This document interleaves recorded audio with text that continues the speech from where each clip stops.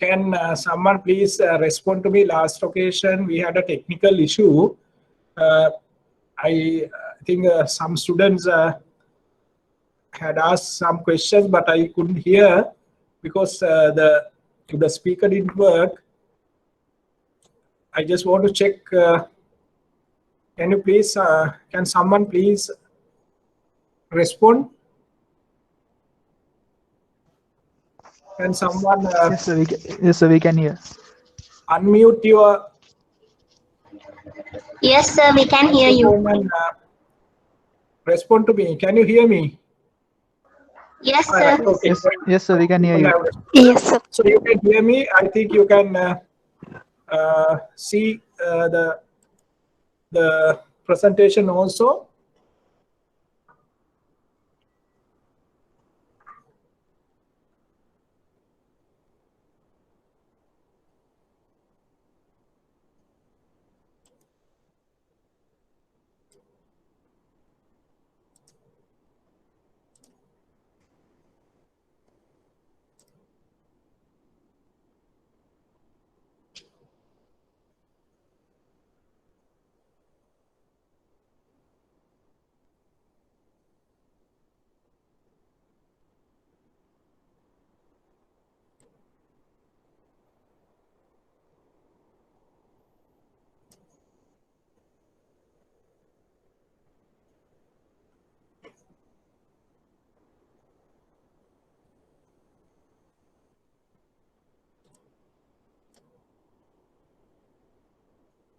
Just give me a little time. I have some technical issue. Give me 5 minutes. I will sort this out.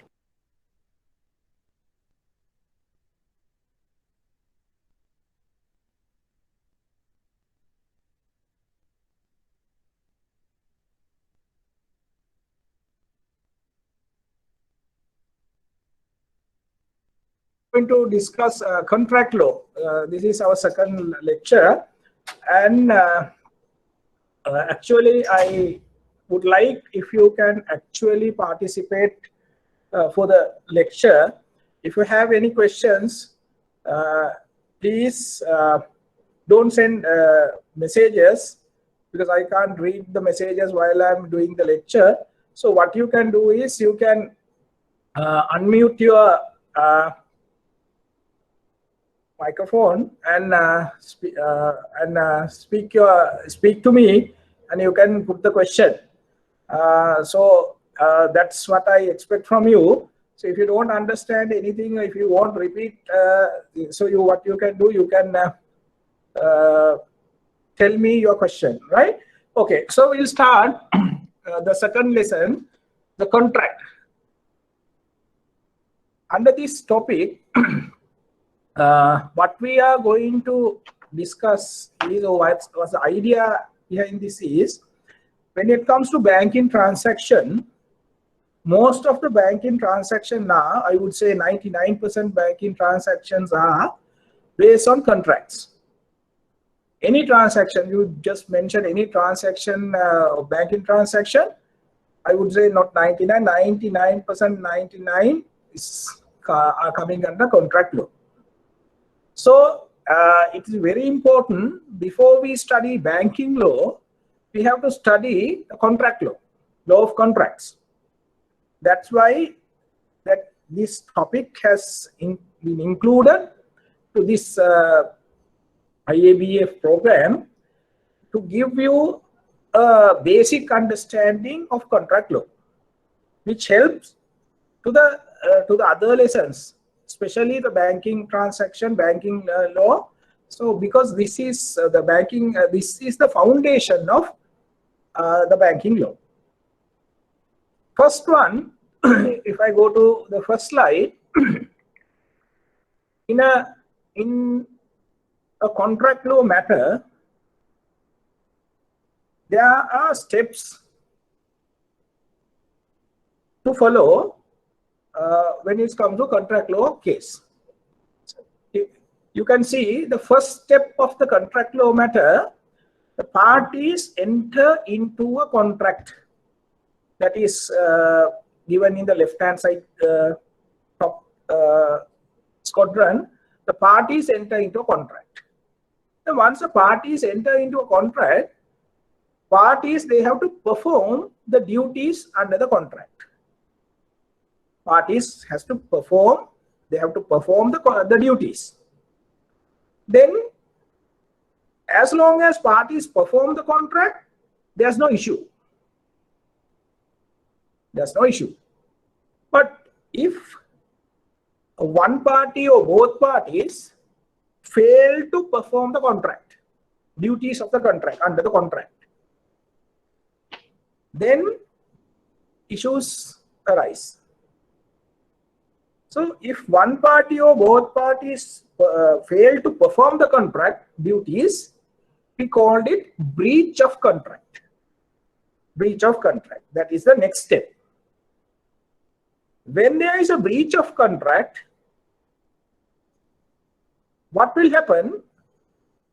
Then the innocent party, the party who has not breached the contract, has to need any remedy against the other party who breached the contract.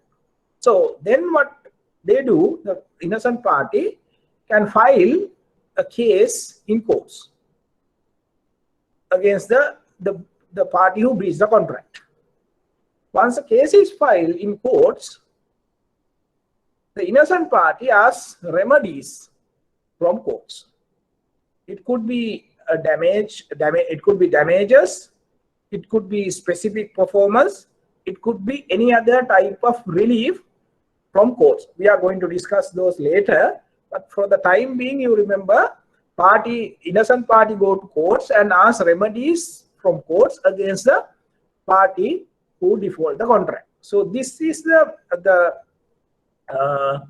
picture or the diagram of contract case. First parties enter into a contract, parties perform duties, one party breach the contract, the other party go to courts and ask remedies.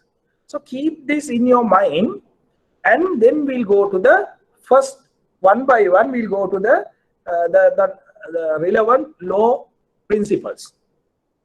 Right. We'll go to the next slide, first one.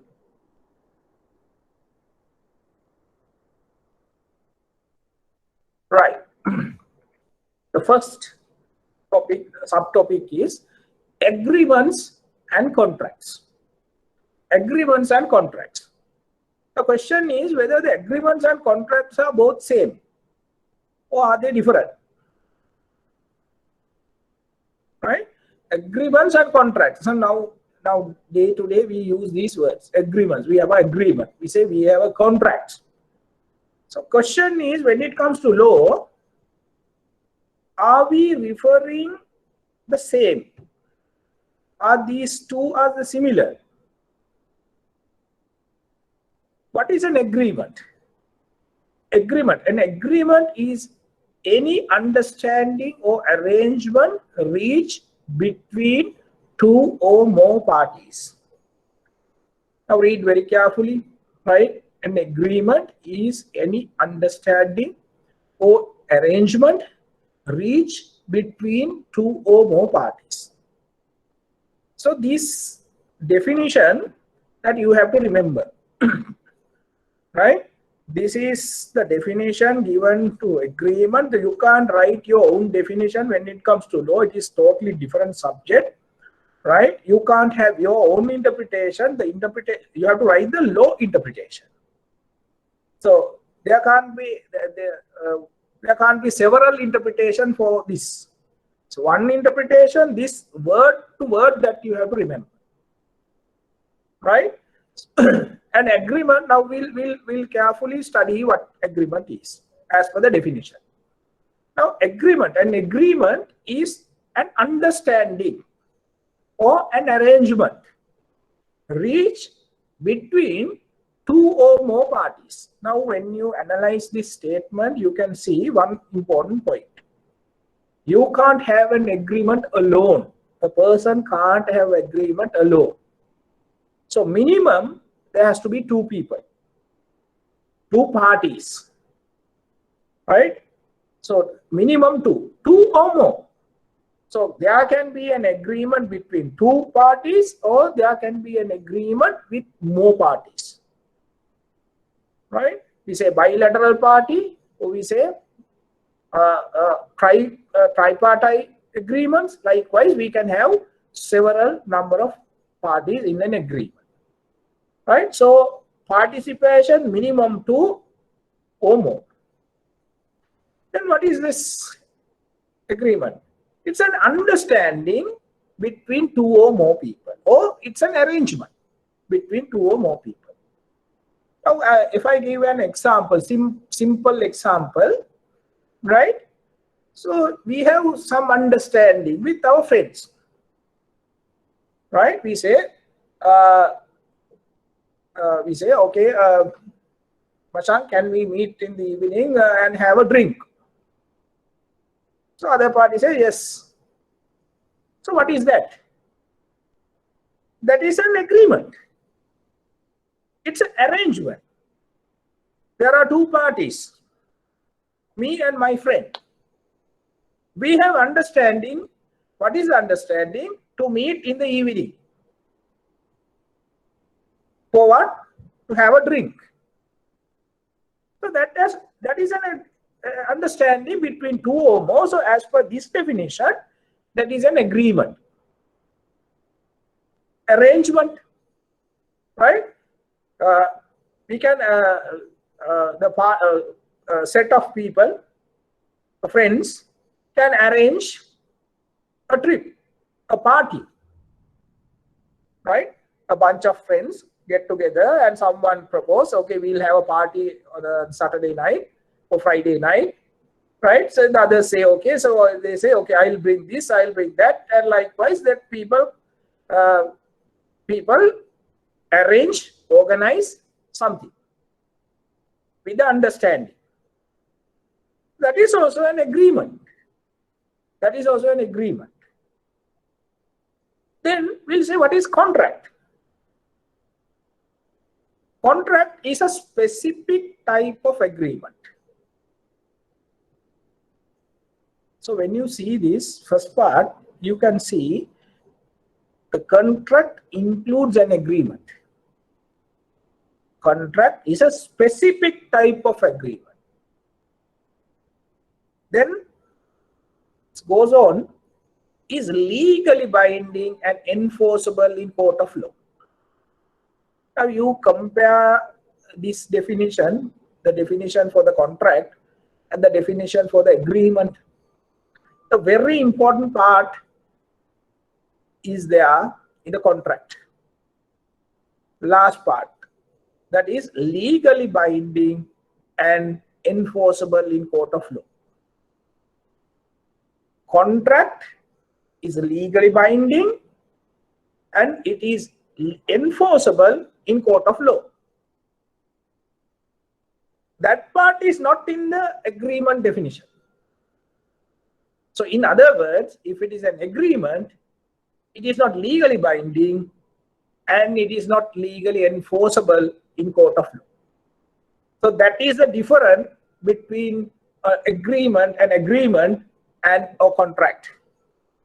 Now for a simple example, we say, now I promise my friend that to meet in the evening and have a drink. That is the understanding that I had with my friend. That's an agreement. We say, whatever the reason, now I change my mind. So I say, I call my friend and say, look here, I can't come today. Sorry, we'll meet up in some other day. We had an agreement. We say by this time my friend has organized everything. Right now he is waiting for me. He has spent money, purchased certain items, cooked, and waiting for me. I give him a call and say, I can't come. Now that's a clear breach. Breach the agreement. So I have breached the agreement. The other party is the innocent party. The question is whether he can sue me or he can file an action against me in court of law. The answer is very clear as per this definition. It is not legally binding. The agreement is not legally binding, and it is not enforceable in court of law. But if we have a contract, that contract is legally binding and also enforceable in court of law. So that is the difference between an agreement and a contract. But in general way, we refer both these words, agreement and contract, for the same. Sometimes when we have a contract, we call it as agreement. Sometimes when we have agreement, people, they call it as a contract, because they don't know the difference between the contract and the an agreement. Now, for this exam and also for your future employment, or if you are a banker now don't just use the words agreement and contract just because they are there. You use the word with a meaning, right? So difference between an agreement and a contract, that could be an exam question also, right? So therefore that you need to know the definition. Then the third point, in every contract there is an agreement. Listen very carefully, read very carefully. In every contract there is an agreement, but every agreement is not a contract. Again, read very carefully. Take the meaning of this sentence. In every contract there is an agreement. Now see the definition of the contract. The contract is a specific type of agreement. So within the contract there is agreement. But every agreement is not a contract. So some agreements are there, that agreements can be turned into a contract by adding certain things. Right? I'm repeating. Listen very carefully. You have a contract. So you have agreement. You add certain things, ingredients, and you convert the agreement into a contract. Right? So we say now this is the agreement and this is the contract. Right? So agreement you can put into a contract, turn into a contract by adding certain things. In a contract, within the contract there is an agreement. An agreement plus certain things. Right? When you convert an agreement to a contract, the contract has a legally binding effect and it is enforceable in court of law. So the third one, I said every contract there is an agreement, but every agreement is not a contract. So examples I have given here: domestic agreements and agreements among friends.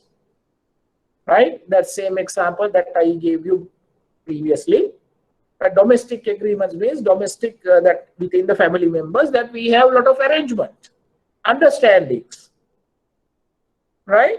So those are called domestic agreements, not domestic contracts. Domestic agreements. Agreements means there's no legally binding effect.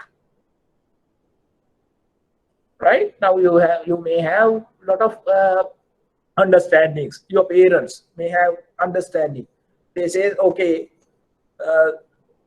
if you pass the exam, that I will buy a car for you. You have then understanding with your parent, right? You study for the exam, you work hard, you pass the exam. Then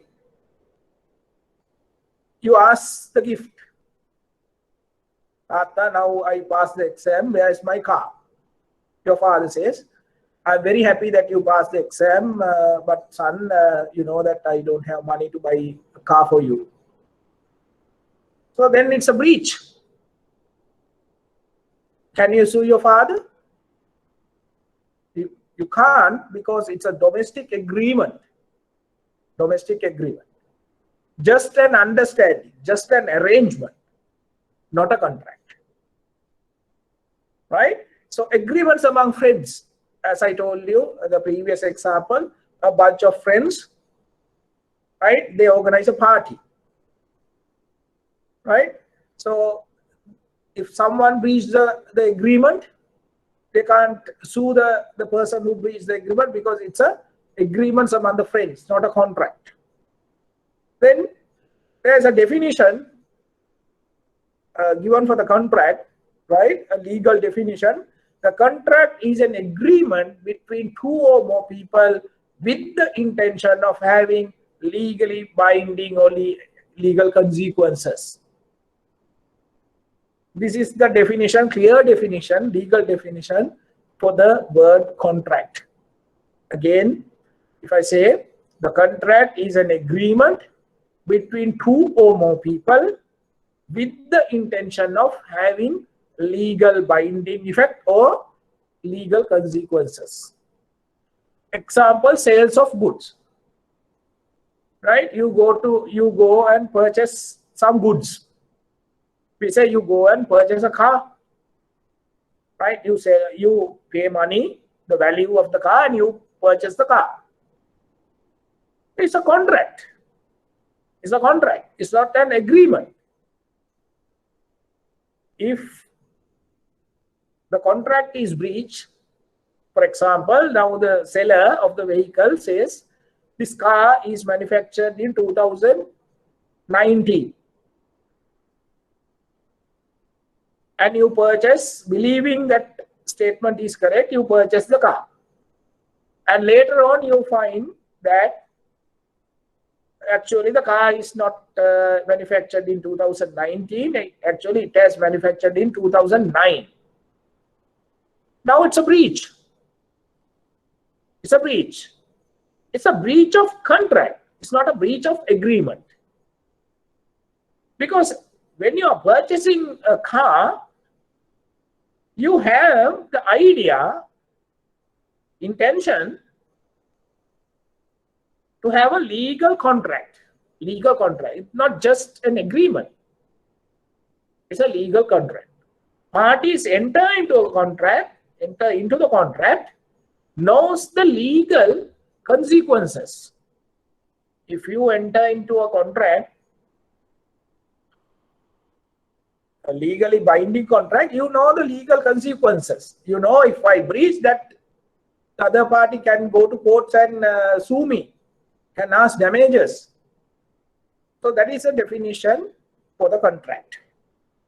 So you must know the difference between agreement and the contract, and the definition of agreement and the definition of contract.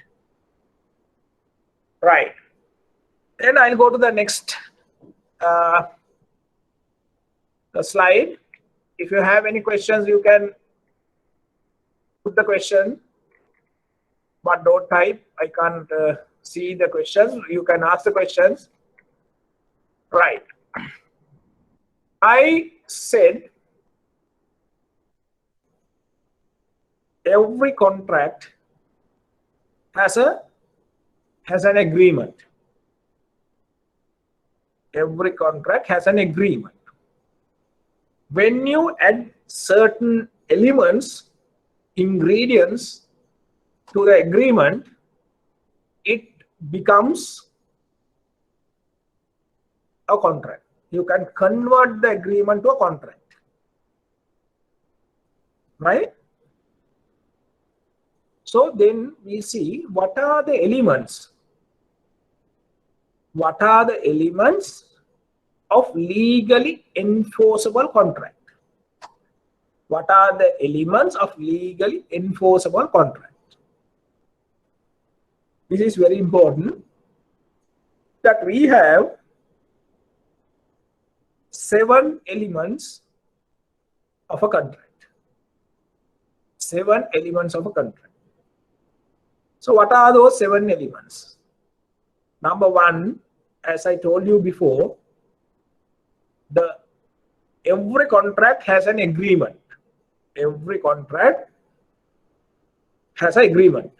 So therefore, the first element of the contract, legally enforceable contract, is the agreement. Is the agreement. Now just think a situation, you get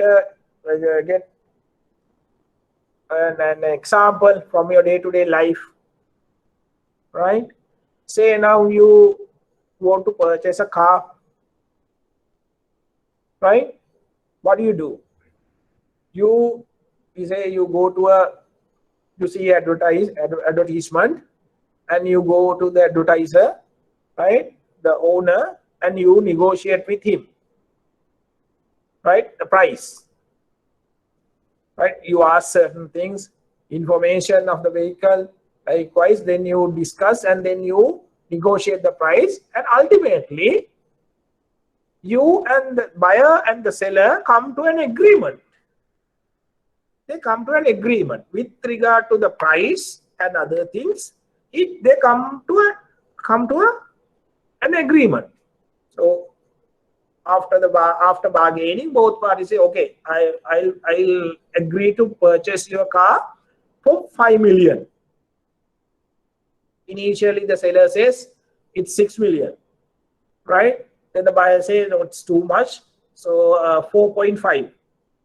Then seller says, no, not 4.5, 5.5. Likewise, then they bargain, and ultimately both come into a point. Both agree on a price. That is an agreement, arrangement. So that is the first step of the legally enforceable contract. Parties agree something. That is agreement. Offer and acceptance. We are going to discuss in detail one by one. The first step is agreement. First element. Then the second element of legally enforceable contract is intention. Intention. Idea to create a legal relationship. Right? You come into an agreement. Parties come into an agreement. Right? Then if they want to convert this to a contract, they should have the intention to create a legal relationship. That is number 2. Number 3, third element is consideration or justa causa. Consideration or justa causa. Justa causa is a Latin word, right? The English meaning of justa causa is good reason or valid reason. Consideration, as you know, it's the value. Consideration is the value, right? It's an English word, and it's the consideration applies to the contract governed under English law, right? You have to pay a value. If you enter into a legally enforceable contract, both parties or all the parties of the contract has to contribute to the contract. That is the value they add. Or if it is a contract governed under Roman Dutch law, then justa causa apply. Justa causa means a reason, a good reason. Under Roman Dutch law, you don't have to put a value, but you should have a reason, good reason, to create a legally binding effect or binding relationship. So all parties must contribute to the contract. That is the idea behind this. Consideration or justa causa. Right. Then the fourth one, contractual capacity. contractual capacity. Contractual capacity means all the parties who enter into the contract should have the capability or the capacity to enter into a contract.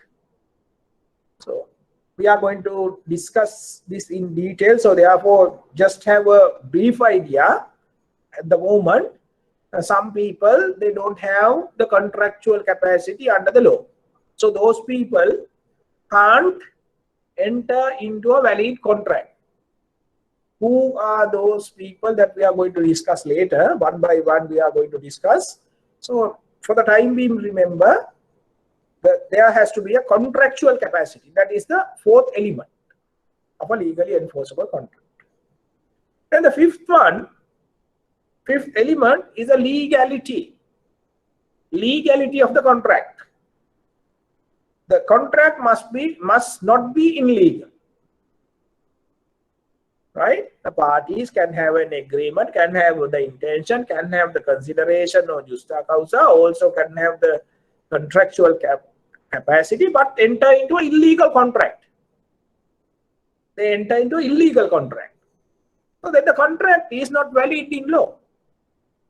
So the purpose of the contract should be legal. If it is an illegal purpose, the contract is not enforceable in courts. That is number 5. Number 6, sixth element, the true consent. True consent. True consent. Uninfluenced consent of the parties to enter into the contract. When, as I told you before, when parties enter into a contract, we take an example, 2-party contract. When both parties they enter into a contract, that they have to come into an agreement, and they give their intention to enter into a contract.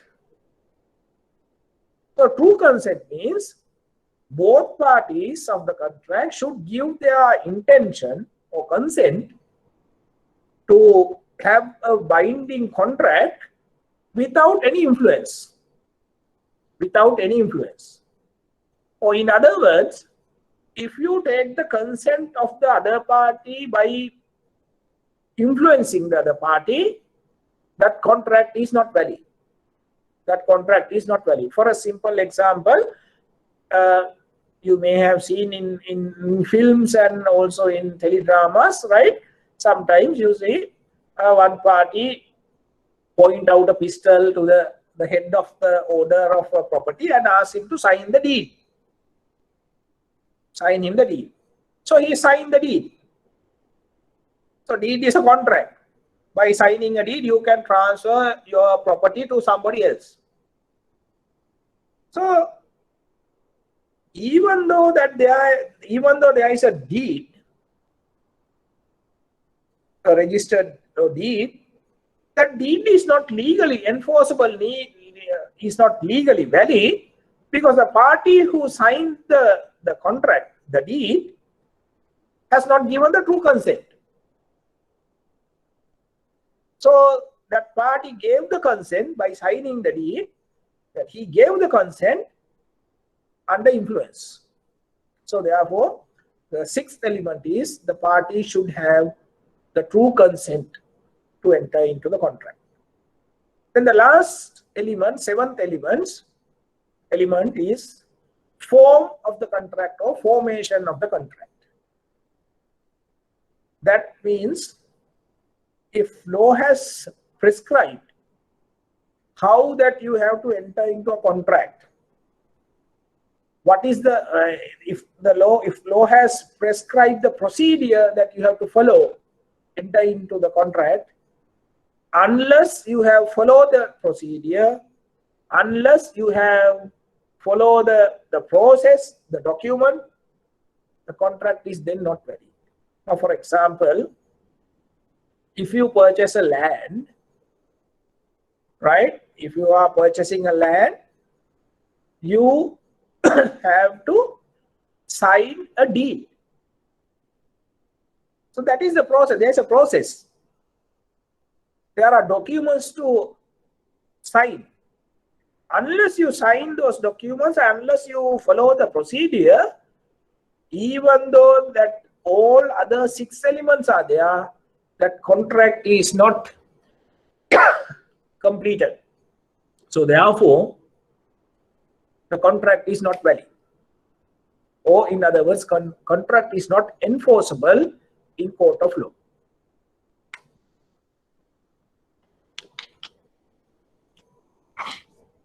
Now students, if you have any questions up to now, you can ask.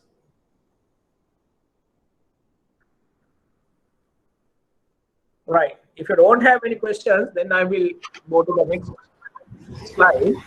Yes, sir. Now, as I told you, now we have 7 elements of a legally enforceable contract. Now, the next step, we are going to take one by one these elements, and we are going to study each and every element and the law principle behind that element. In detail, we are going to discuss one by one. Right? If you have any doubt, any unclear area up to now, I'm telling again, you have to clarify it now, right? Otherwise, you will face difficulties and going forward, because now the matters are getting complicated, right? One by one, we are going to discuss in detail. A lot of law principles applied. So therefore, you have to be the foundation must be solid. If you don't understand anything up to now, I'm repeating, you may ask now itself. Okay. Then I'll go, since there are no questions, I assume that everyone has a good idea of these elements. Now I go to one by one. We'll take the first element. First element is the agreement. First element is the agreement. Legally enforceable contract. It has 7 elements. The first element, the very first element is the agreement. Agreement, I have given an equation here. Agreements equal offer plus acceptance. Right? If you remember this equation, then it's very easy to understand. Agreement means offer and acceptance. Agreements equal to offer plus acceptance. Right? Now take one part of that agreement. We'll take the first part, offer.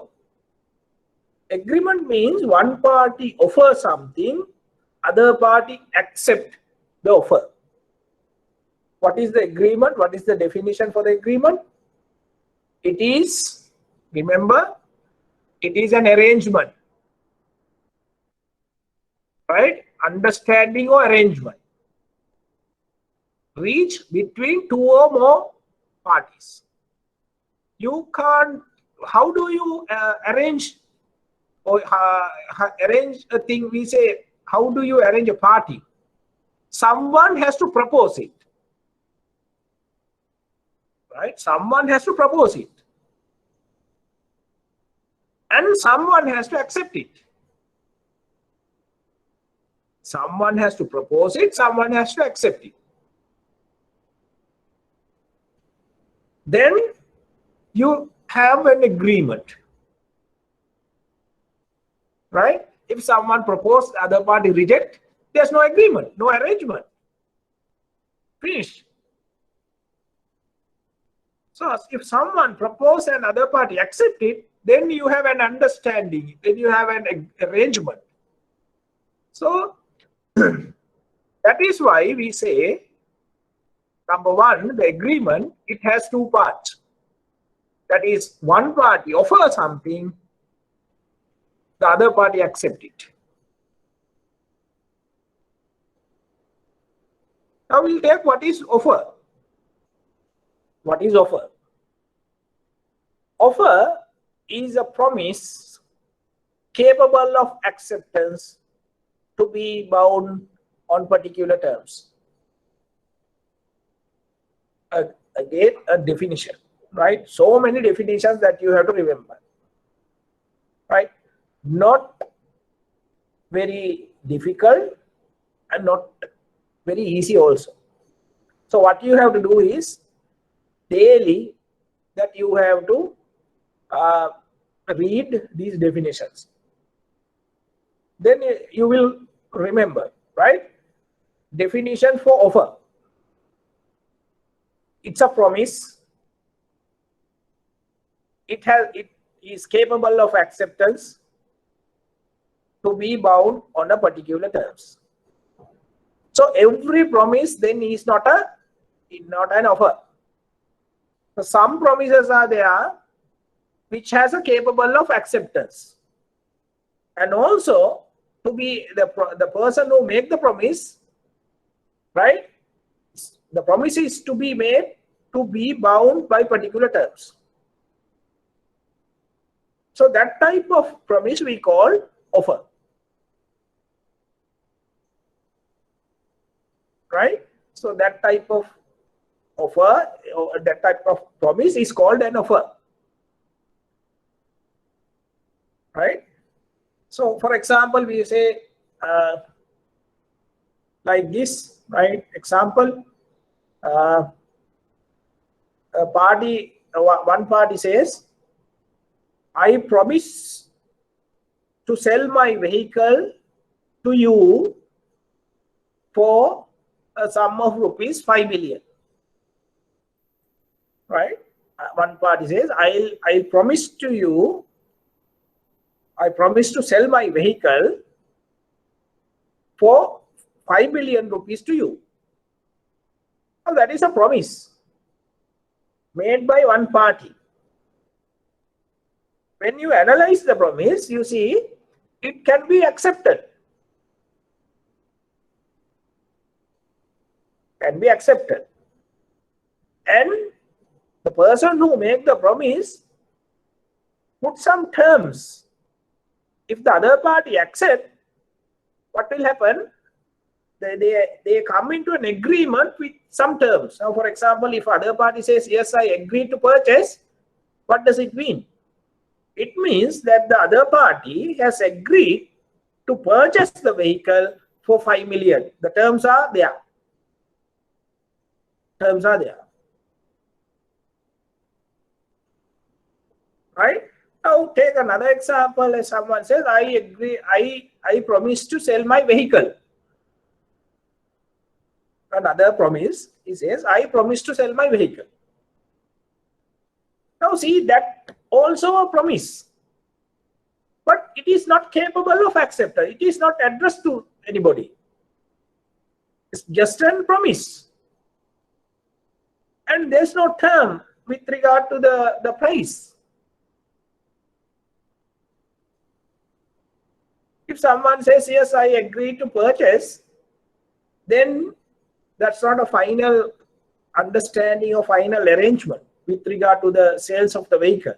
Because then the question is, when you are going to sell, how much you are quoting, what is the fee, what is the price? Those are not decided. So therefore, by looking at the promise, that you should be able to understand whether it's an offer or whether it's just a promise. If it is an offer, as per the definition, it's a promise capable of acceptance and to be bound on a particular terms. Point number 2, the offer is set out the terms upon which the offeror willing to enter into a contract relation with the offeree. Now these two words that you have to remember when you are writing answers in legal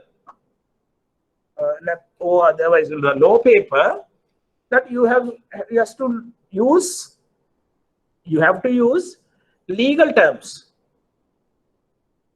You have to use legal terms. Offeror, offeree, agreement, offer, acceptance. These are legal terms that you should be familiar. You have to be familiar with these words. Offeror is the person who makes the promise. Offeror means the person who makes the promise. Offeree is the person who accepts the promise. Right? The offer is the set out terms upon which the offeror willing to enter into a contractual relation with the offeree. As soon as it has been accepted by the offeree, legally binding agreement forms. Now just forget about the legally binding parts, right? As soon as it has been accepted by the offeree, offeror make the offer to the offeree. As soon as the offeree accept the offer, what happened? Agreement creates, agreement forms. So that is about the agreement. Then we'll further study about the offer.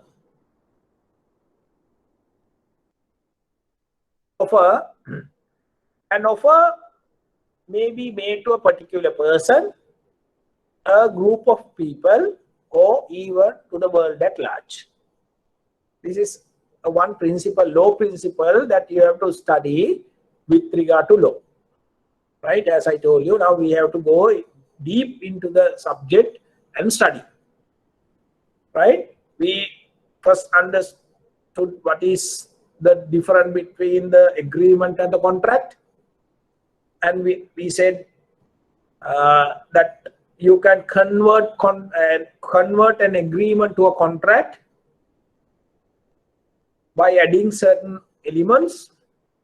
And we discussed that there are 7 elements in a legally valid contract. And the first element, we said it's agreement. And we said the agreement, it has 2 components, that is the offer and acceptance. Now we are discussing about the offer. Right? The first principle, law principle applicable to this offer, an offer may be made to a particular person or to a group of people or even to the world at large. What is this? I will explain. Listen very carefully. Right? Now think, I am the offeror. We say I am the offeror. Right?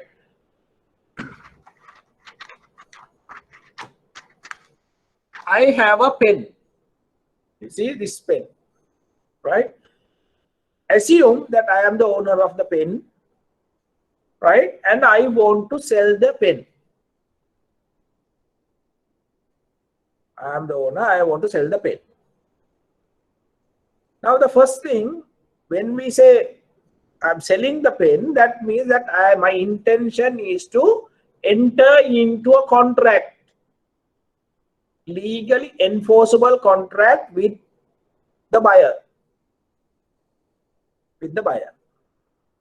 So then the first element, that I have to come into an agreement with regard to the selling price, the other conditions, that I have to come into an agreement with the purchaser, buyer. To come into an agreement, I have to make an offer. I am the offeror. Right? Offer is a promise. Right? So I can make an offer like this. I say, we take an example. We say there is a person called Nimal. Right? I address to Nimal and I say, Nimal, I will sell this pen to you for 200 rupees. Now, first of all, that is an offer. That is an offer. That is an offer addressed to a particular person. That is addressed to Nimal. I am the offeror, Nimal is the offeree. Right? So no one else other than Nimal can accept this offer, because it is addressed to a particular person.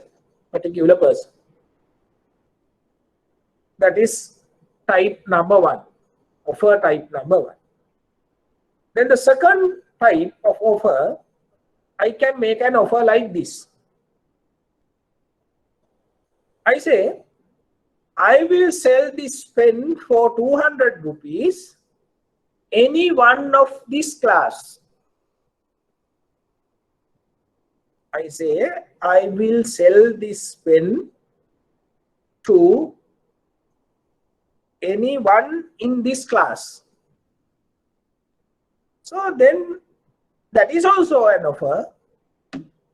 But the difference here is, this offer, the second offer, is addressed to a particular group of people, not to a particular person, not an individual, a group of people. Then who can accept the offer? Anyone in the class, in my class, can accept the offer. No one else. No one else can accept. Only one person in the class can accept, because it is addressed to that group of people. Then that is the second type of offer. Third type of offer is to the world at large. It is not addressed to a particular person. It is not addressed to a particular group of people. It is addressed to world at large. For example, I say, I sell this pen for 200 rupees to anyone.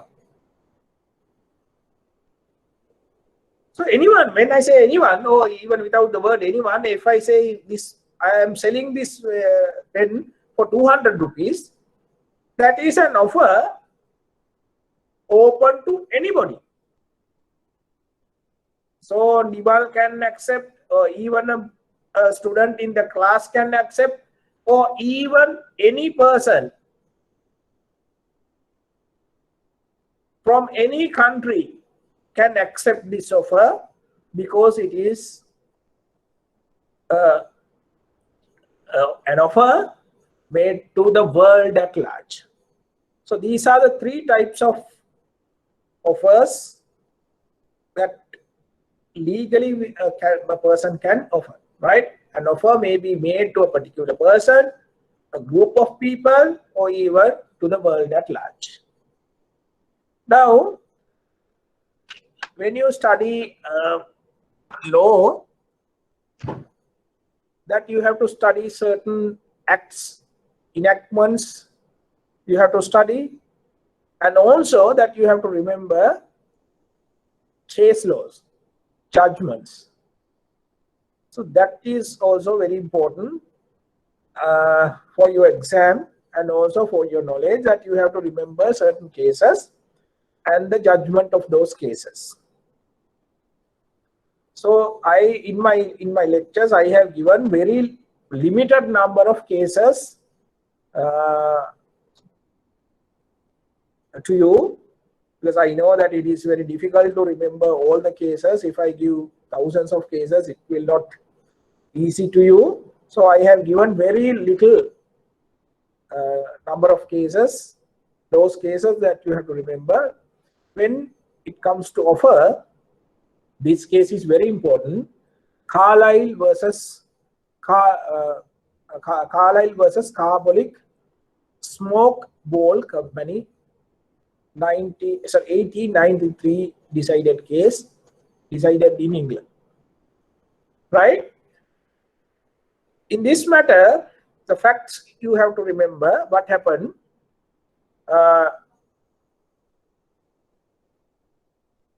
The argument here if the offer is restricted, then only the people to whom it addressed can accept it. But if the offer is made to the public, that means world at large, it can be accepted by anyone.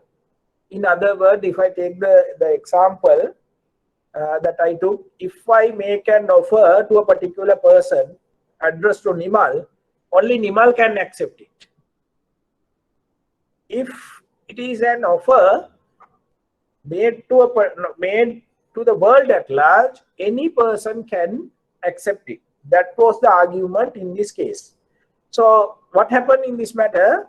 This carbolic smoke ball company, they manufactured a patent medicine called smoke ball, which is claimed prevented influenza. So they manufactured a small medicine. It's like a toffee. So they manufactured this. We call it toffee, right? So they said the toffee. If you take this, if you consume this toffee or the medicine, that you will not get affected by influenza. You will not get influenza. So what happened in this matter? That they advertised in the press that it could be pay £100 to anyone who contracted influenza after taking one of its smoke balls. So they said this is an advertisement they published in the newspapers. They said if someone get affected by influenza after consuming this medicine smoke ball, we will give them that person $100. So that was published. The $100 in 1893 is a big amount. It's a big. It had a big value. So what happened? This Mrs. Carlyle, who is an old lady, who read the advertisement, and then she brought this smoke ball from a chemist and used it. So she saw the advertisement. So she was impressed. She thought that that she will not get influenza after getting this medicine. So she went to the chemist and she purchased this toffee or whatever, the medicine, and she consumed she took that toffee. Then what happened? Then after consuming this thing, the toffee or smoke ball medicine, she got affected by influenza. So then she sued the company. She filed action against the company and she asked the £100, sum of £100 from the company, because they have advertised that if someone gets affected by influenza after using smoke ball, they are giving £100, £100, right? Then the company claimed that it is only mere buff and not meant to be serious. So they said this is only an advertisement, right? It is nothing serious. So therefore we are not bound to, we are not obliged to pay £100, right? They said, and further they said that the important point they raised, this is not an offer. This promise is not addressed to Mrs. Carlyle. So therefore, Mrs. Carlyle cannot accept the offer. So therefore, there is no agreement between Mrs. Carlyle and Carbolic Smoke Ball Company. That was their second argument. So what is the decision of the court? Court held the promise to pay £100 was a valid offer to the world at large. Mrs. Carlyle had accepted by complying the conditions and was entitled to the money. So court said the promise to pay £100 is a valid offer. So your intention shows you are making an offer. The company has made an offer to the world at large. It is not addressed to a particular person. It is not addressed to a particular group of people. It is addressed to the world at large. So then it is an offer. If it is an offer for the world at large, anyone can accept it. So Mrs. Carlyle has accepted the offer. So therefore, court said, Mrs. Carlyle is entitled to get £100 from the company because there is a the agreement, or the agreement is created by accepting the offer by the offeree by comply with the conditions. So therefore, the court held that she is entitled to the £100. So what you have to remember here is this case is very important because to the under the contract law, because it's elaborate the type of offers to whom the offer can be addressed. It can be addressed to a particular person, it can be addressed to a particular group of people, it can be addressed to the world at large. So that is about the offer. Then we'll go to the next slide and we'll discuss the requirement of a valid offer. Right? Requirement of a valid offer. Now when we say the offer, it can be addressed to a particular person, it can be addressed to a particular group of people, it can be addressed to the world at large. It's a promise. It's a promise, and there are requirements under the law to become a promise, a valid offer. There are requirements. What are those requirements? The first requirement, the promise, it has to be clear and definite. Clear and definite. Example, a statement that a person may sell one of his car for about 5,000 is not constitute an offer. What does it mean? Right? If it is a, as you know, the offer is a promise capable of acceptance under certain terms. Right? The first requirement of the valid contract is that promise, it has to be clear and definite. Clear and definite. Pahadili sahasthira. Clear and definite.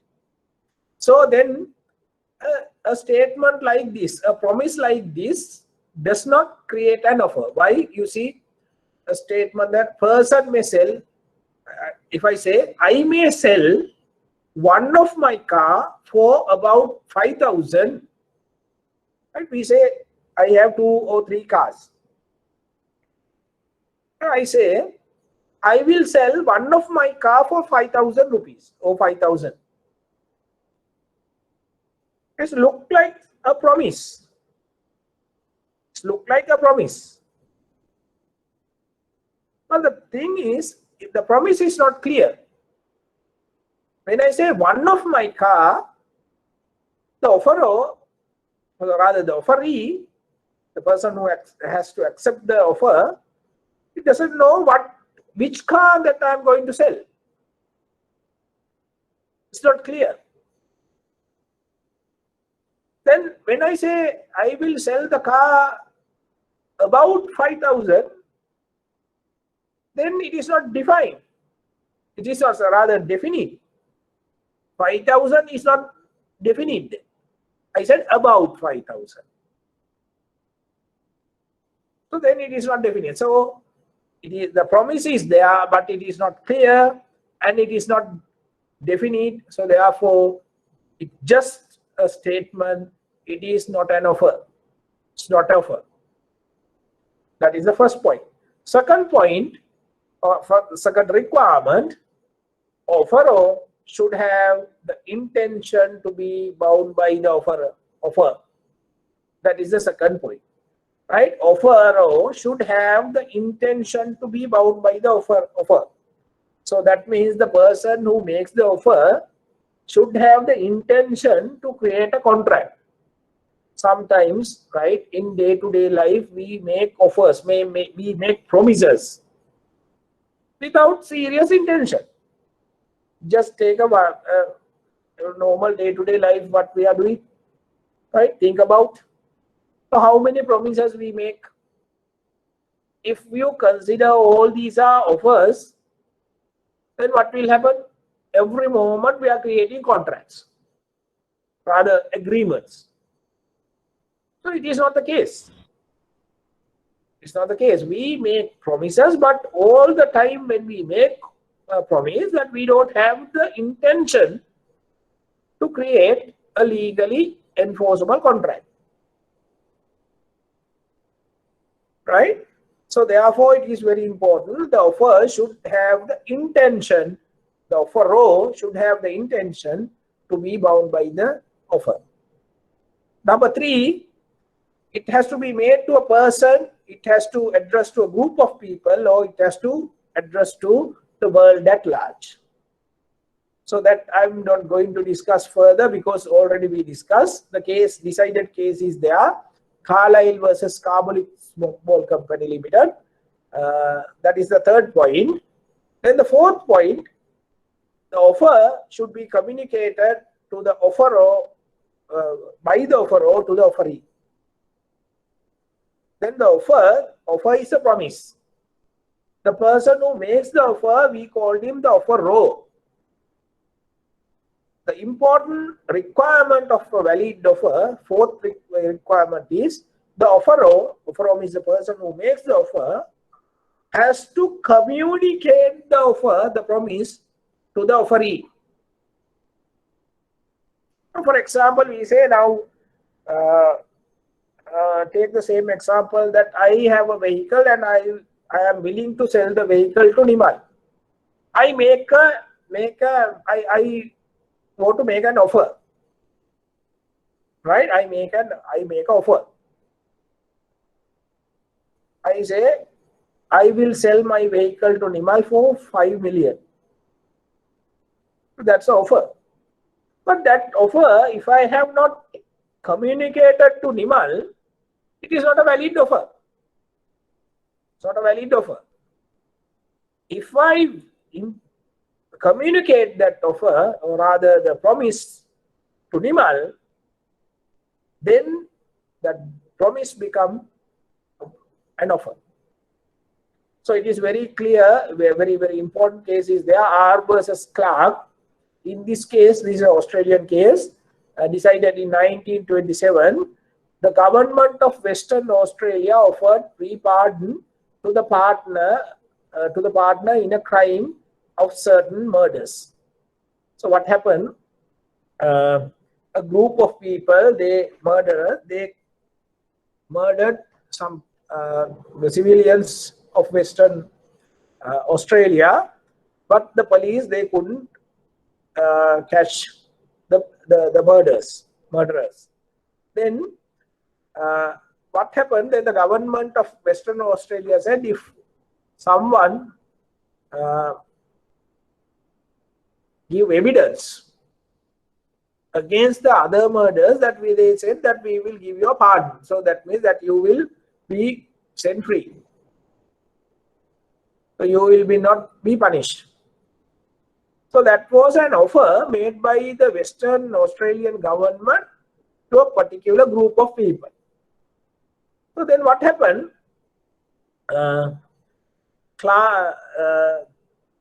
So then this person Clark, he provided the information.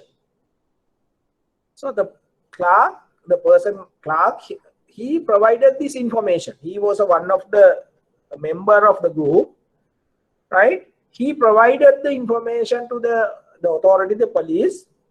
But what happened? He admitted that he was not aware of the reward at the time he gave the information to the authorities. So he voluntarily gave the information to the police. But at that time, he didn't know that the Western Australian government has offered a pardon. So he was unaware. So then after giving this information, he came to know about the reward. Then He asked for the reward. He asked for the reward. Then the government rejected. Right? Then gave the information to the authorities. The court held that he could not claim the reward of the free pardon because he was not aware of the offer at the time he gave the information. So he has not accepted the offer. He was unaware of the offer. The offer was not communicated to him, so therefore he can't accept it. The court held that you were unaware of the offer, you have not accepted, so therefore you are not entitled for the free pardon. So the communication of the offer is very important when it comes to the validity of the offer.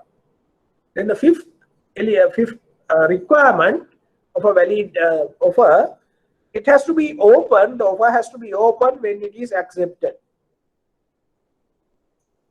In other words, the offer has to be valid at the time of acceptance by the offering.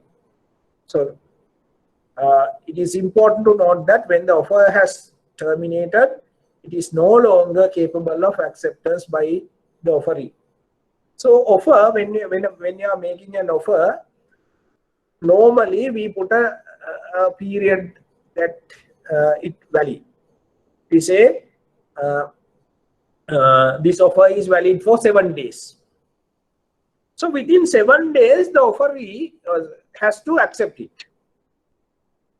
If he fail to accept within 7 days the offer comes to end. Offer expired. So once the offer is expired, after that, no one can accept because there is no offer. There's no offer.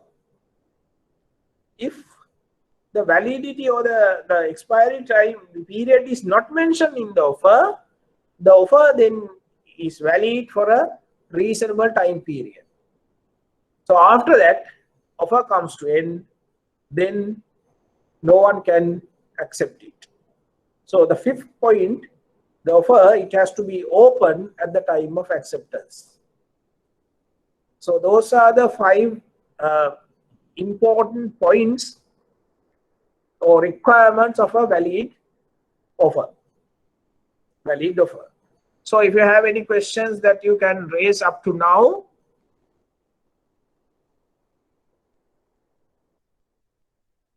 Okay, if you don't have, then I will go to the next slide.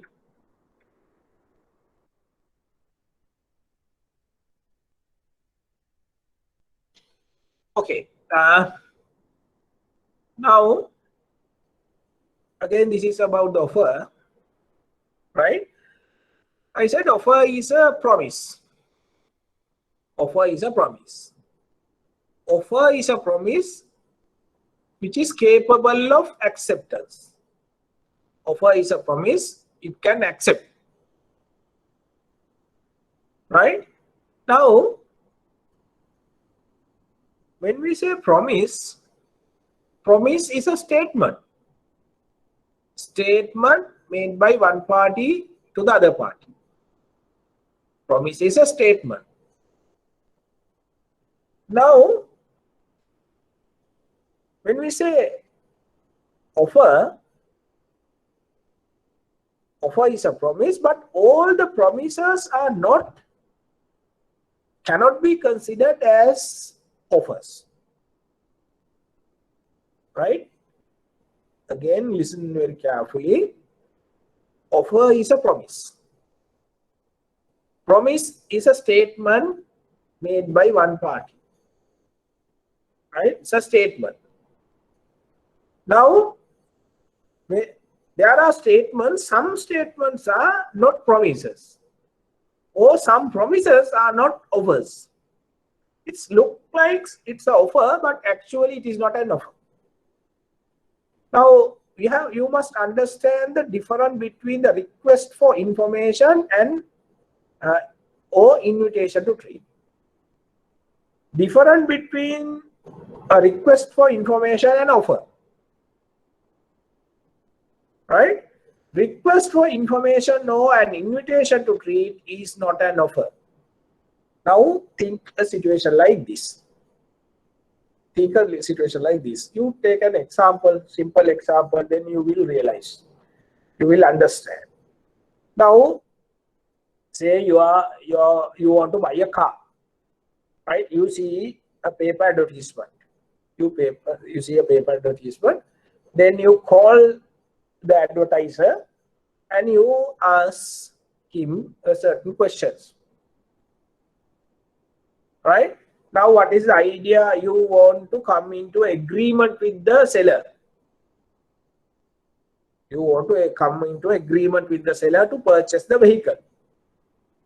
But before you come into the agreement, or before you make the offer, you ask certain information, questions.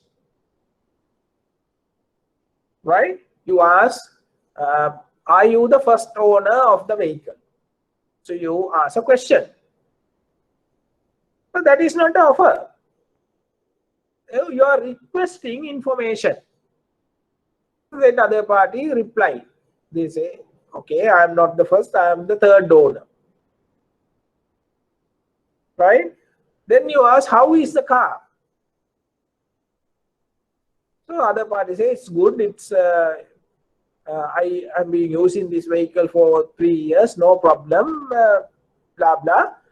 Again, the question and answer, still it's not offer. Still you are requesting information.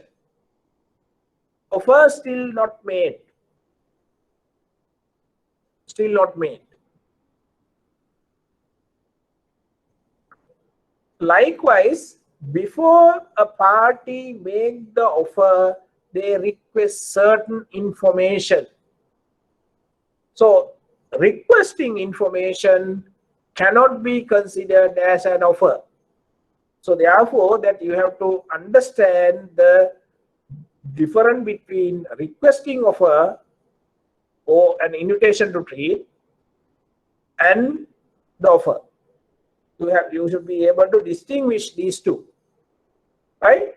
The first one, request for information. I have given here a case, Harvey versus Facey, the case decided in 1893. What happened in this matter? P sent a telegram to D. Right? P sent a telegram to D and saying, will you sell bumper hole pen? That's a name. Bumper hole pen means a name, right? Will you sell bumper hole pen? Telegraph the lowest price. So P sent a telegram to D, and in the telegram he requested some information. Will you send bumper hole pen? That's a question. Telegraph the lowest price. Then what happened? D replied to that mail, the telegram, and he said lowest price for the bumper hole pen is 900 pounds. So he said lowest price is 900 pounds. Then P promptly sent another telegraph. We agree to buy bumper hole pen for 900 pounds. So then what happened? Once D replied to P saying the lowest price is 900 pounds, P immediately responded by way of a telegram and said, we agree to purchase the bumper hole pen for 900 pounds. And thereafter, no communication from D's side. D didn't say anything. So sale never went ahead, and the P sued D. So then there's no news from D. So therefore, P, what he did, he filed action against D, saying that I made the offer. He accepted. No, he made the offer 900 pounds. He made the offer, then I accepted, but he didn't adhere to the agreement, so he has sold the bumper hole pen to another person, breaching the agreement between me and him.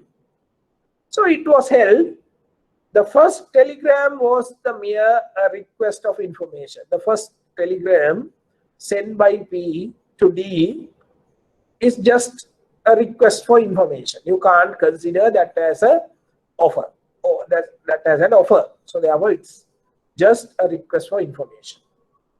Then the court held the second was information supplied as requested. So when P sent the letter or the telegram to D, D replied. D replied and said lowest cash price is £900.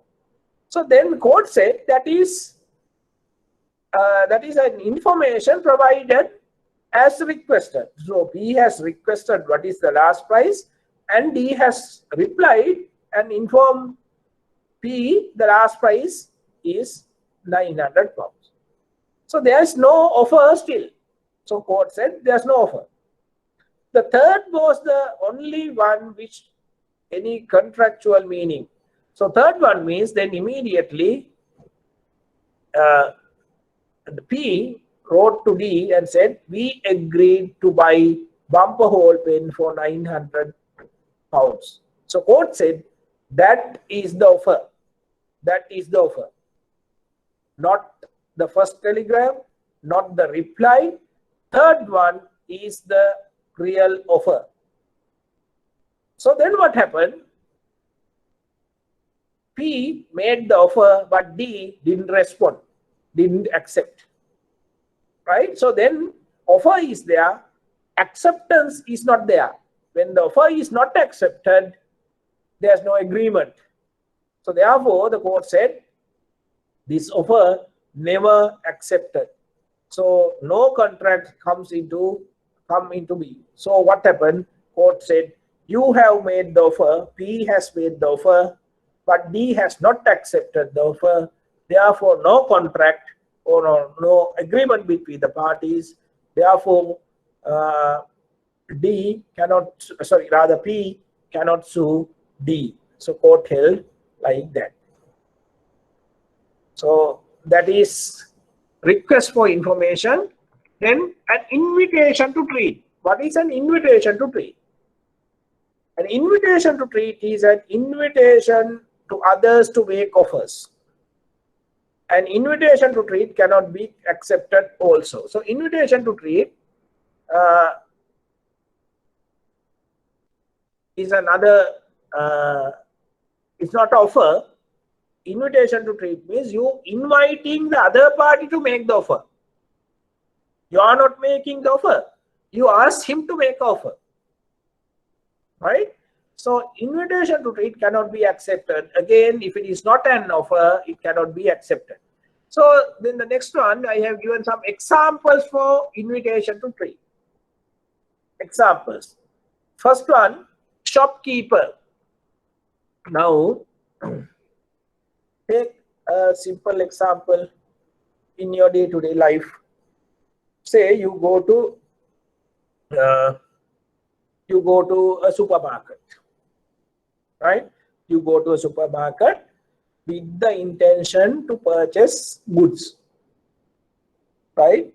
Knowingly or unknowingly, without knowledge, that you are trying to enter into a legally enforceable contract.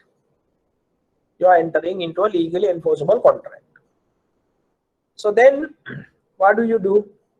You go, you pick up whatever the goods you want from the shelves, you put into a basket and you bring that to the counter. You bring that to the counter. Now, where is the offer? Where is the acceptance? At what point the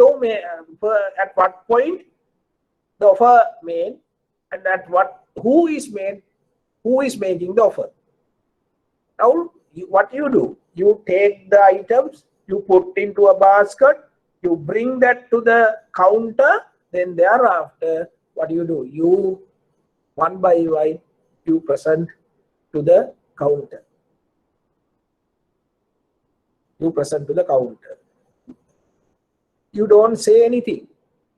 You don't say any you don't have any idea legal whether you are going to bind yourself legally, nothing, right? No idea. But actually speaking, what you are doing is you are making offers to the counter. So we say now you take a canned fish can, and you offer that to the cashier. What does it mean? That you say that I would like to purchase this fish can or salmon fish can for this price. You make the offer. Then what happened? The cashier, he takes or she takes it and put the price, bill it, and put it into a bag. That is an acceptance. Offer is made by the customer. Acceptance is made by the seller. So in this case, Pharmaceutical Society of Great Britain was Boot Cash Chemist Limited. In this matter, it was decided a shopkeeper displaying goods marketed at the certain prices is invitation to the public to make an offer. The price tag is merely an indication of the price that is likely to be accepted. So you see that you may have seen that they have put price tags. You take the goods from the shelves and put into the basket, and you make the offer. So the display of goods in a shop or in a supermarket is not an offer. It is an invitation for offers. So who has to make the offer? Public. The customers has to make the offer. When you are making the offer at the supermarket, when you make the offer at the counter. The customer make the offer to the seller or to the person who is in the counter. So he or she accept the offer made by you. So that is the point that you enter into a contract. Then after that, what you do, right? You purchase it, you pay money, that is a consideration. Then you get a bill, right? Then you create a legally valid contract. That is shopkeepers. Then the next one, example for invitation to trade, advertisement. So you see newspaper advertisement, you see TV advertisement, posters, banners. What are those? Whether those can be considered as offers, right? You see news when you are watching TV, so all of a sudden they put an advertisement. So can you consider that as an offer? Can you accept it? The viewers, can they accept it? No, actually it is not an offer. It is an invitation from the advertiser. It is an invitation to the public. He says, if you are interested, you make offer. We will consider. So then what do? We say telecine marketing. They are advertising something, right? They are advertising a exercise machine, right? So they say this exercise machine, you don't have to do anything. You just have to sit there, right? The machine will do all the exercises and they burn the calories. So you are very impressed. So you think, okay, right? So I would like to purchase. So you give them a call, and what do you say? You can't say that I accepted your offer. Send me the machine. So because that is an invitation to trade. This is not an offer. So you have to make the offer. So then you give them a call and you ask, can you send me a machine? So that is an offer. So they have to accept. They say, yes, madam, yes, sir, right? We will deliver on 2 days. You can make the payment at delivery or by card or whatever. So then that is an acceptance. So general public, the viewers, they have to make the offer. The advertiser is the offeree. Offeror is the people who makes the offer. The posters and banners also same, right? Posters and banners also same. You may see, sometimes you can see this land is for sale. Contact, the number is there. If you see that, if you can you consider that as offer? That is not an offer. That means he is expecting, he is inviting you to make the offer. You have to make the offer. You give him a call and ask, what is the price? Then he say, okay, 8 lakhs per perch. Then you make the offer. Okay, can you, will you agree to sell the land to me? I am willing to purchase. So then he can accept. So posters and banners also coming under invitation to trade, those are not offers. Then the next one, tender notice. Tender notice. You may have seen in the newspapers, right? In the government and the other institutions, they call tenders. So tender notice also cannot be considered as an offer. It is again also an invitation to trade. Spencer versus Harding, in this matter, it was decided an invitation to trade is not merely an offer unless accompanied by word including that the highest or lowest tender will be accepted. So offer, tender notice also, if it is not mentioned, the higher or the lowest tender will be accepted, it cannot be considered as an offer. It's then again only an invitation to trade. So that you have to remember. Then the next one, auctions. Auctions.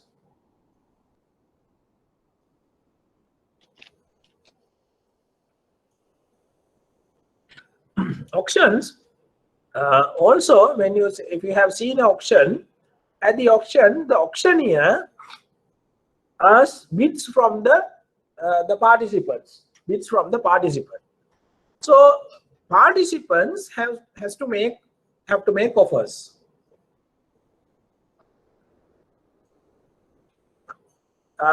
The participant has to make the offer.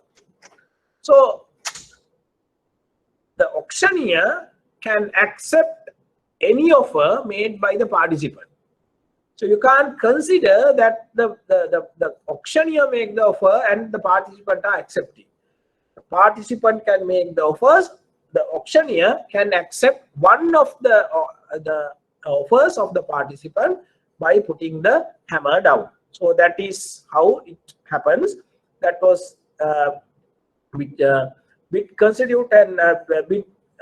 bid constitute an offer. An offerors, this can be withdrawn at any time before the fall of the hammer, which constitute accept. Sales of goods, that you don't have to remember, but remember the participant, the bidders can make the bid. Those are the offers. Before the auctioneer put the hammer down, that is the accept, you can at any time that you can withdraw your offer. So then an offer of share of a company to the public. Now you may have seen the companies, they are offering shares to the general public. They put advertisement, share issues. In a situation like that, or advertisement like that, can we consider that as an offer? That as an offer. Actually speaking, it is not an offer. It is also only an invitation to trade. The shares prospectus is not an offer. It is merely an invitation to trade, inviting people to make offers, to subscribe for shares in the company. So company can decide to whom they are going to issue shares. The public has to make the offer.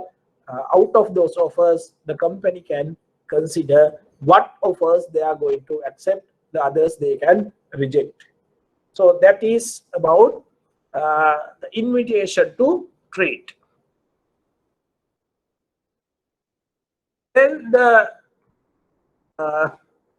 last part, termination of an offer. Termination of an offer.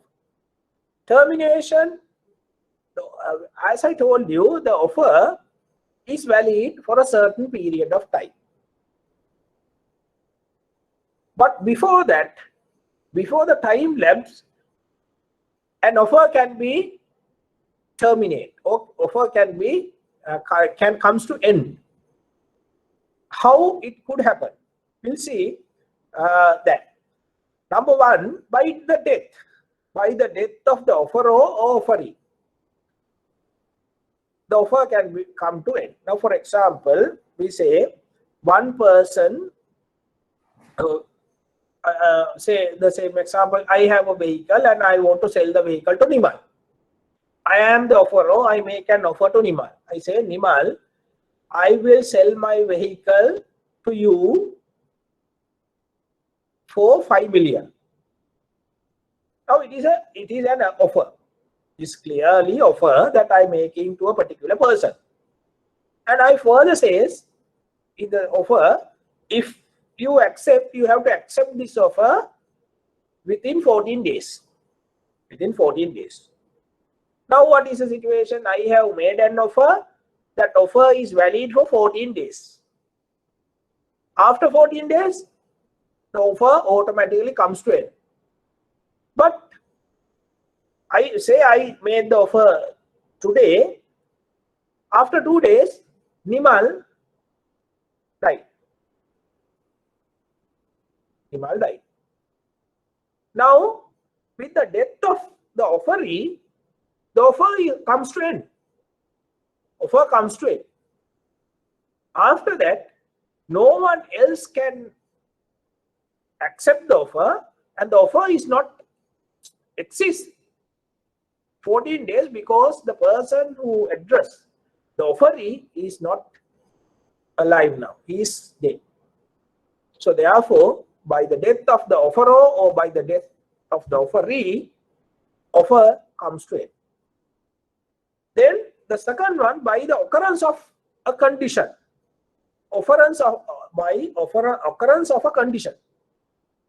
I will explain this with an example. We say I have a car. I have a car. I make an offer to Nimal. I say, Nimal, I will sell this car for you for 5 million, right? And if you are willing to accept my offer, you have to accept it within 7 days. I make the offer today, right?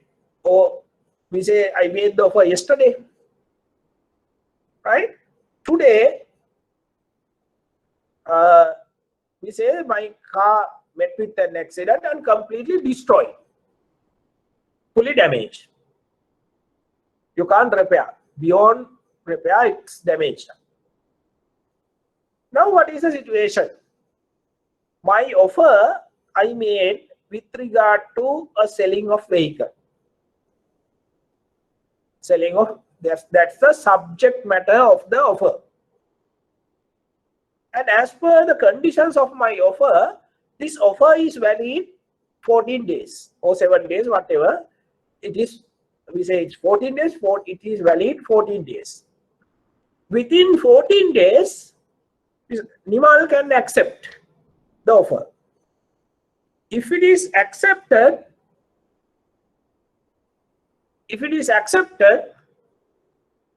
then agreement creates. Now, the subject matter has been destroyed. If Nimal accepts my offer, even we create an agreement, I can't perform the agreement because some occurrence, some conditions has happened, something happened, and the subject property is destroyed. So therefore, I can't maintain my offer. So therefore, the offer automatically comes to end with the occurrence of a condition like that. That's number 2. Number 3, offer can be can terminate by rejection or by counter offer. This is very important, right? By rejection means when I make the offer to Nimal say no, it is too much. It's, so I don't want to buy. So that is a rejection. So he rejects. Once he rejects the offer comes to it. Offer comes to it. Right? Now we say I made an offer to sell my vehicle for 5 million, but Nimal rejected the offer. Then later on, he changed his mind and he say I accept your offer. I like to purchase the vehicle for 5 million. Can he accept the offer? Now, because he can't accept it, because with the rejection, the offer comes to it. So offer is no more. So it cannot be accepted again. Then counter offer. Counter offer means the offeree, he doesn't accept the offer, but instead of that, he is making a counter offer. Example, I say Nimal, I am making an offer to Nimal. I make the offer and say, Nimal, I would like to sell this vehicle to you for 5 million. Nimal, without accepting my offer, he says 5 million is too much, so I would like to purchase for 4 million. 4 million. So what is that? That is not an acceptance. That is called counter offer. Counter offer. So I made the offer, he didn't accept, he made the counter offer. Once the counter offer is made, my previous offer is not valid.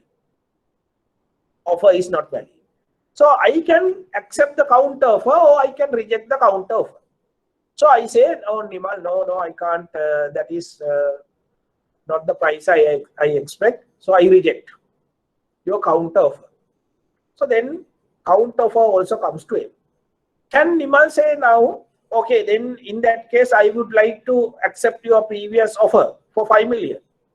He can't, because by putting a counter offer, the previous offer has come to him. Unless I make a new offer, he can't accept. So previous offer is no more valid.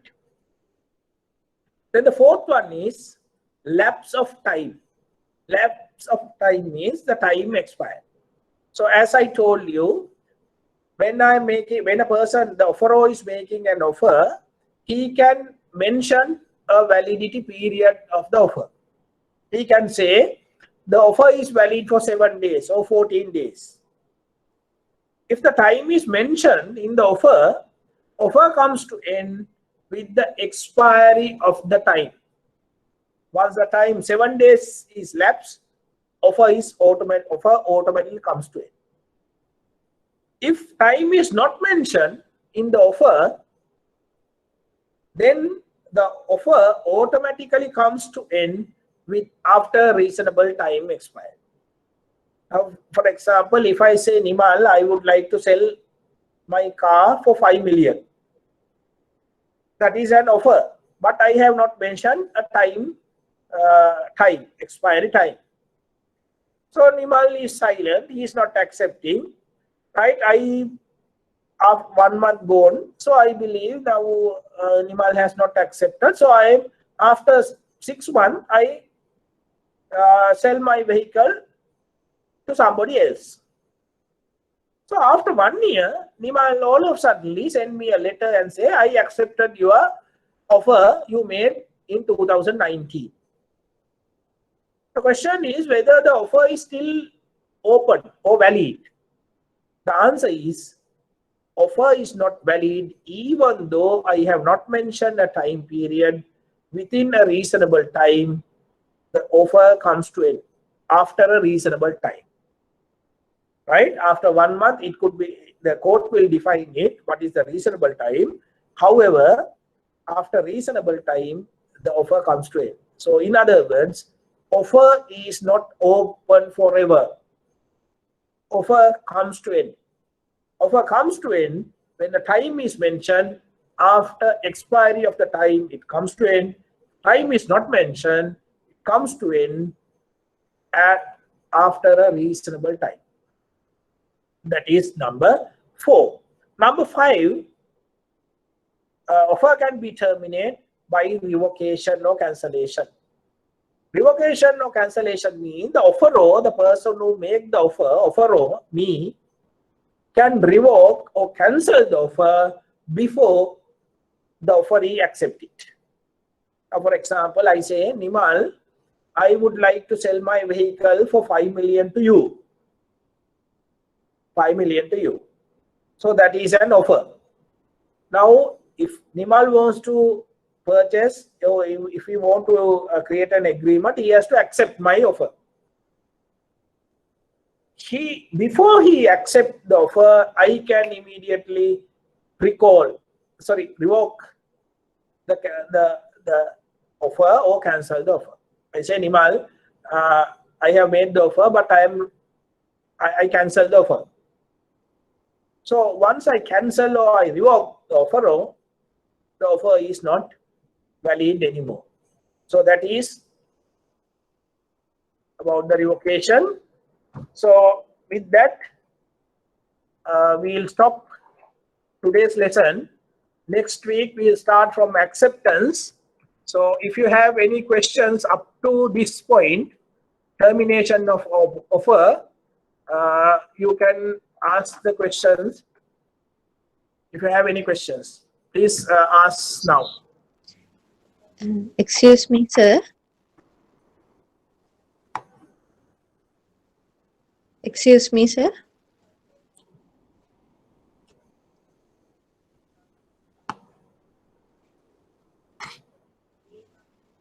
You have any questions? Yes, sir.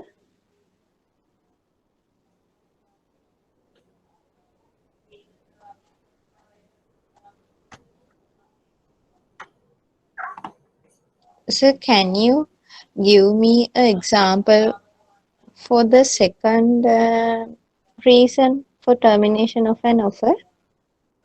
Okay, since you don't have any questions,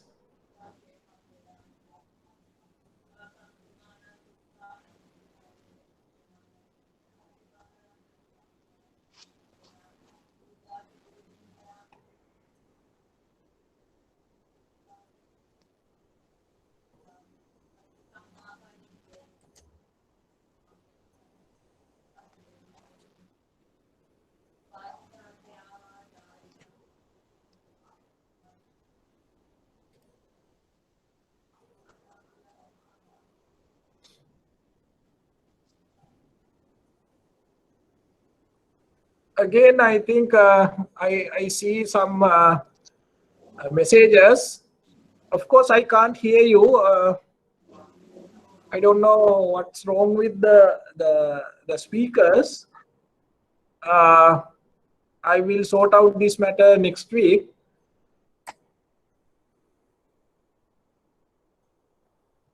Anyway, there are some questions that I can see.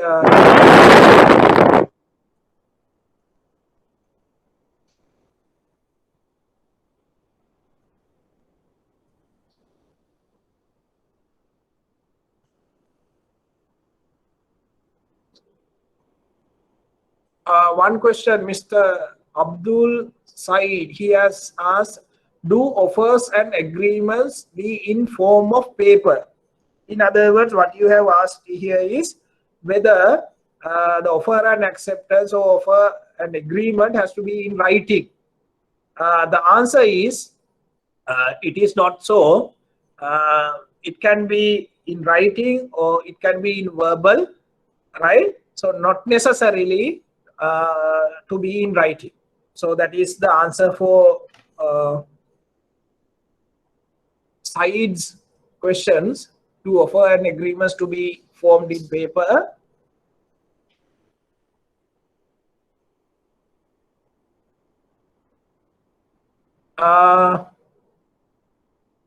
Pasidu has asked, sir, can you give an example for auction?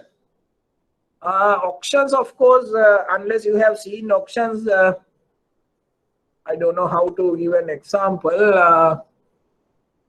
You may know some auctioneers, they are auctioning the lands.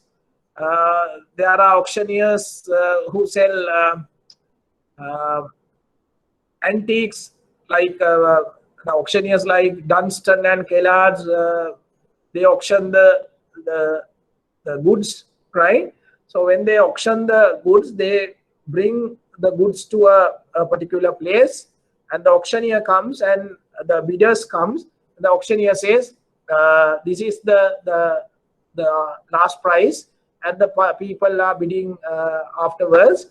Then the auctioneer will pick the highest bid from the bidders, and he will put the hammer down. Once the hammer is down, that is an indication that the auctioneer has accepted the offer. So then example that I can give you, you may have seen in the television. There is there are advertisements about auctions. So that is about auctions.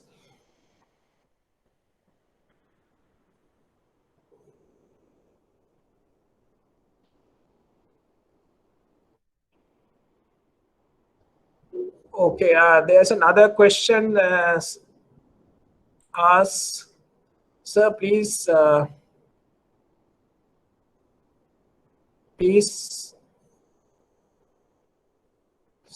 example of second termination of offer. I believe that you are referring to this by an occurrence of a condition. As I explained to you, if say if I make an offer to sell a vehicle, my vehicle, to somebody. We say, Nimal, I want to sell my vehicle to you. I would like to sell my vehicle to you for 5 million rupees. So then the subject matter of the offer is the vehicle. It's the vehicle. If something happened to the vehicle, and if the vehicle is destroyed, then my offer is then not valid, because there's no meaning to the offer, because because this vehicle is a major part of the offer. Now we see the offer, I will sell my vehicle to you for 5 million rupees. So what is the idea? I am making the offer and thinking that the other part, if other party accept, we will create a legal contract. Then we have to perform the contract. I have to give the vehicle, he has to pay the money. Now, after I making the offer, we say a vehicle got damaged due to an accident. Now the vehicle is completely destroyed. So now the offer automatically comes to end, because the subject matter, the vehicle, is no more there, not existing. So in a situation like that, I don't want to cancel, or I don't have to revoke the offer. It's automatically get cancelled. That is the example that I can give you. I believe that will clarify your query.